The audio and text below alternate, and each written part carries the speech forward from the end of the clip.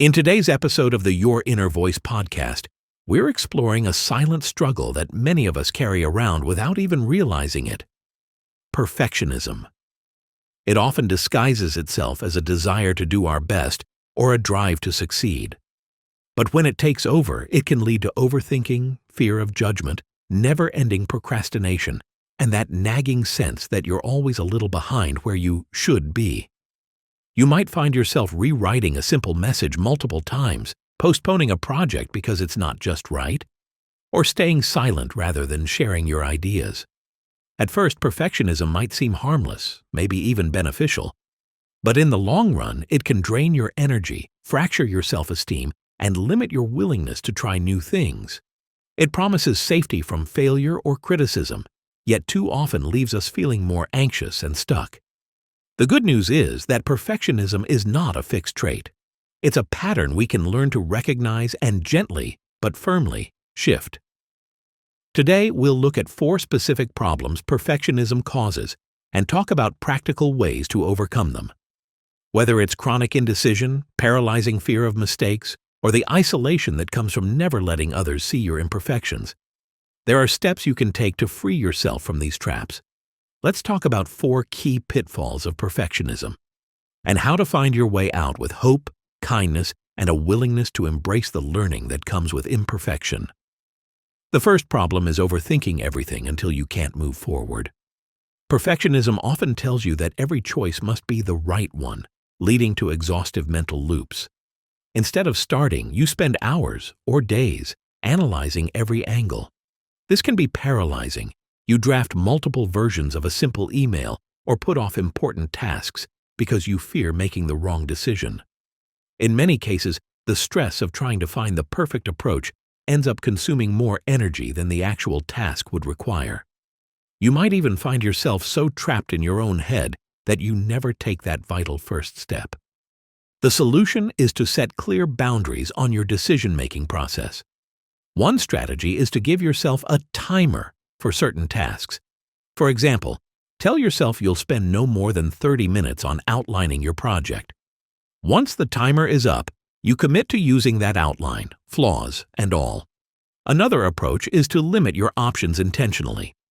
Instead of researching endless possibilities, say, for a new laptop or a new recipe, narrow it down to 3 choices. Pick from those 3 without endlessly expanding your search. These habits gently train your brain to accept good enough as a stepping stone. Over time, you'll discover that taking action, even if imperfect, often brings better results than endless deliberation. You'll also learn that a decision that's only 80% right can be improved along the way, whereas a decision you never make can't move you forward at all. The second problem is chronic procrastination fueled by the belief that I'll do it later when I can do it perfectly. This is a classic perfectionist pitfall, waiting for the perfect moment, the perfect plan, or the perfect mental state.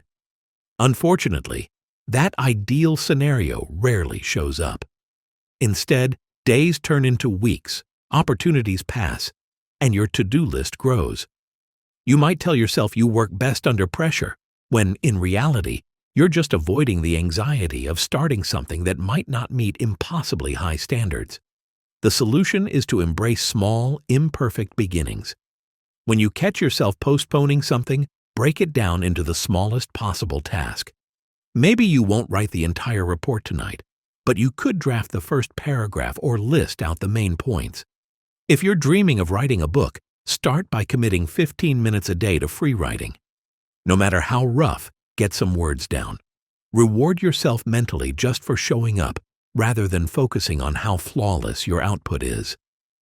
Another trick is to create deadlines for yourself if external deadlines don't exist.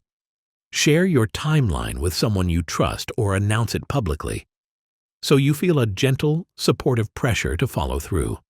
Over time, these small but steady actions accumulate, and the dread of starting eases because you're actively practicing the art of doing things without the burden of perfection. The third problem is fear of judgment, or the worry that other people will see your flaws and reject you. Perfectionists often spend excessive energy crafting a polished image, always trying to say the right thing, appear competent, and avoid any visible mistakes. This fear can keep you from speaking up in meetings, trying new hobbies, or sharing creative work. The result is that you miss out on valuable experiences and genuine connections, since you're so busy curating how you're perceived. The solution is to practice safe vulnerability. This doesn't mean spilling your deepest secrets to strangers. It means intentionally letting yourself be seen in small, manageable ways. Share a rough draft of a project with a trusted friend or colleague and ask for feedback. Try a new activity where you expect to be a beginner, like a pottery class or a beginner's yoga session, and allow yourself to be not good at first. These low-stakes acts help you realize that most people aren't as critical as your perfectionist mind imagines. They might even find your willingness to learn and be human refreshing.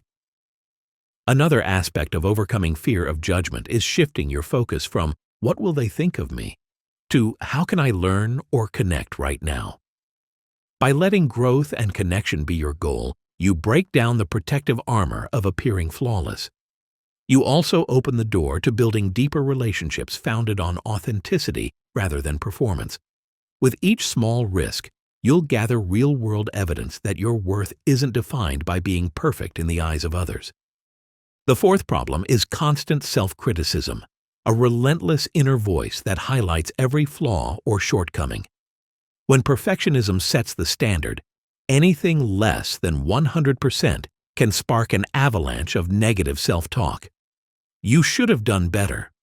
"What's wrong with you?" Or "Why can't you get this right?" This internal dialogue is exhausting and can damage your self-esteem over time. It creates a vicious cycle.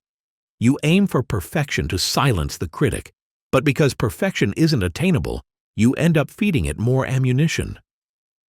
The solution is to cultivate self-compassion.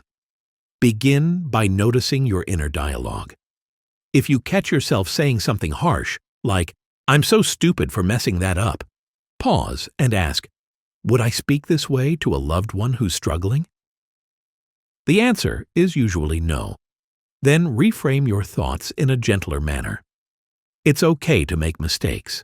I'm doing the best I can, and I can learn from this."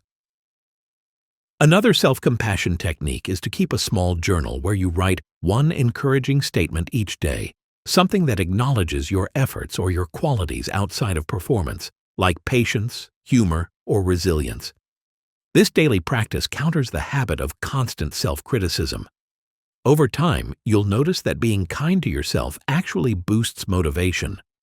When you allow room for mistakes, you become more willing to try new things and grow without the crushing fear of your own judgment. By addressing these 4 specific problems, overthinking, procrastination, fear of judgment, and self-criticism, you're taking meaningful steps to dismantle perfectionism's grip. None of these changes require you to give up on ambition or excellence.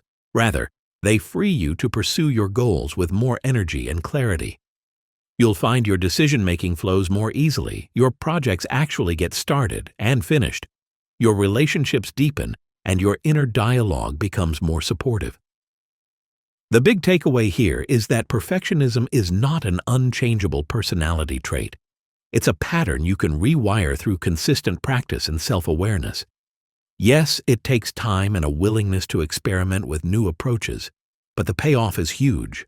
A life where you're not held back by the fear of making mistakes or being judged for minor imperfections. As you move forward, remember that each small step counts. Even if you feel a bit shaky when you share an imperfect idea or hand in a project that's done enough, that's progress in itself. You're building a different kind of confidence, one based on resilience and real engagement rather than a fragile illusion of flawlessness. Over time, this shift can bring a profound sense of relief and possibility. You'll realize there's more to you than your achievements, and you'll reclaim the joy of learning, creating, and connecting without the constant weight of having to get it right. If any part of this resonates with you, try implementing just one solution from each problem area over the next week. Celebrate the moments when you catch yourself choosing progress over perfection, because that's where genuine change takes root.